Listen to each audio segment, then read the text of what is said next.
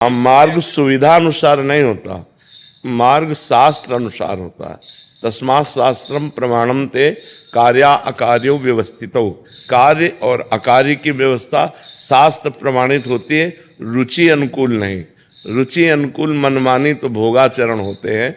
जो भगवद आचरण है वो शास्त्र आज्ञा के अनुसार होते हैं और उसी के अनुसार चलने से हमारा मंगल होगा।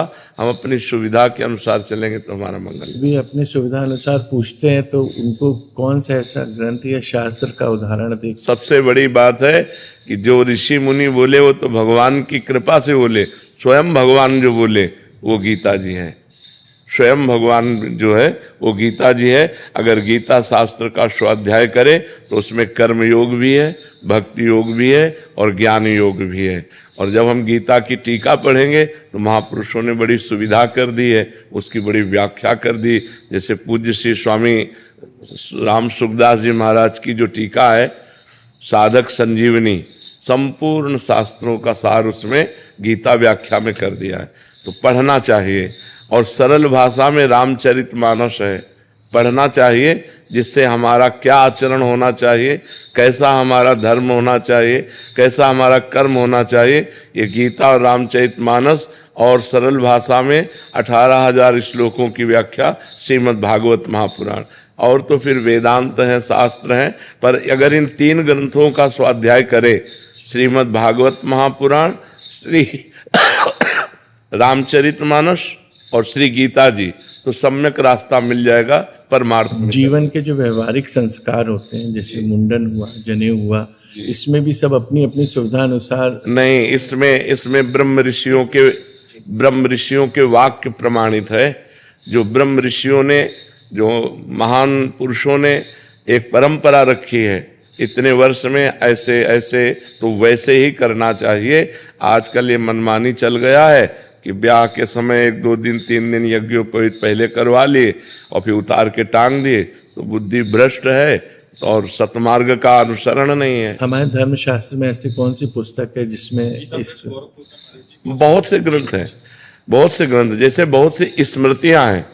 जिन स्मृतियों को, मनुस्मृति, पाराशर स्मृति, इन स्मृतियों में इन छोटी छोटी बातों को बहुत खोल खोल करके कहा गया है। जैसे पाराशर स्मृति है, मनुस्मृति है, और भी शास्त्र हैं। अब जैसे गीता प्रश्न में आप जाइए, आप कह दीजिए यज्ञोपवीत संस्कार के लिए हमको कौन सी वाणी, तो वो खुद अपने आप आपको दे देंगे ये यज्ञोपवीत संस्कार की वाणी है।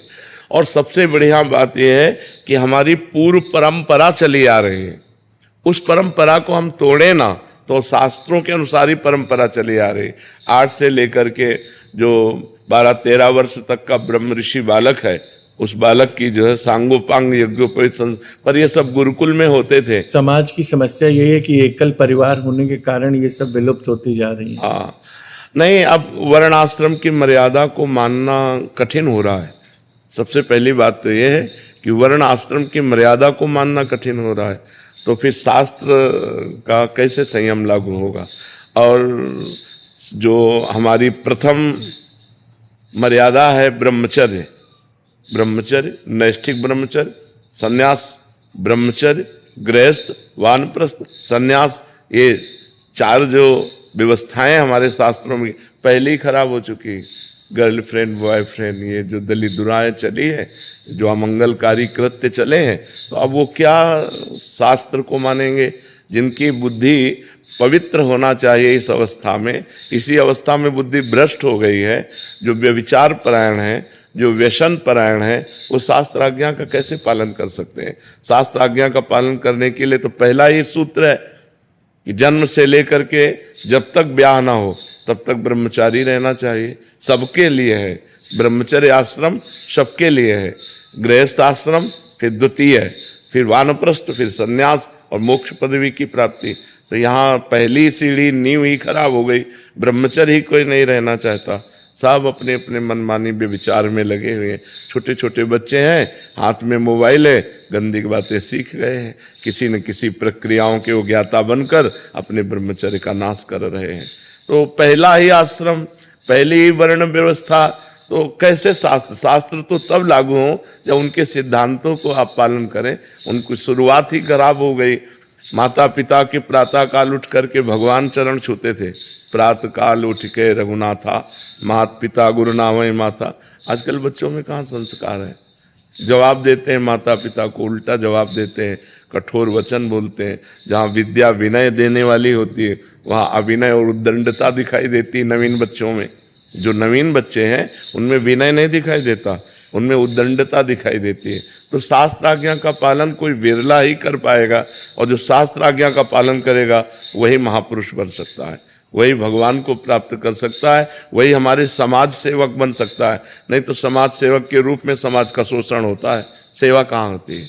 सेवा तो एक दिखावा होता है जो बाहरी होती है, और शोषण करके अपनी वासनाओं की मुक्ति करते हैं। तो ये है। आज पूज्य श्री प्रेमानंद महाराज जी ने हम सभी लोगों को बहुत ही उत्तम एवं शिक्षाप्रद प्रवचन सुनाया है। आशा करता हूँ इस शिक्षाप्रद प्रवचन से हम सभी लोग कुछ न कुछ शिक्षा अवश्य ग्रहण करेंगे और अपने जीवन को सुखी, सात्विक और सामर्थ्य बनाने का प्रयास करेंगे।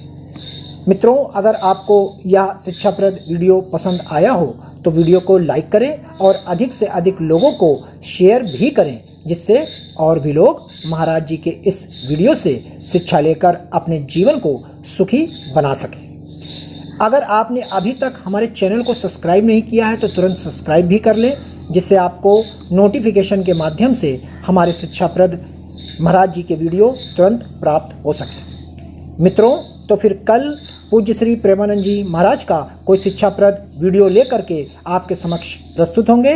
तब तक के लिए राधा राधा।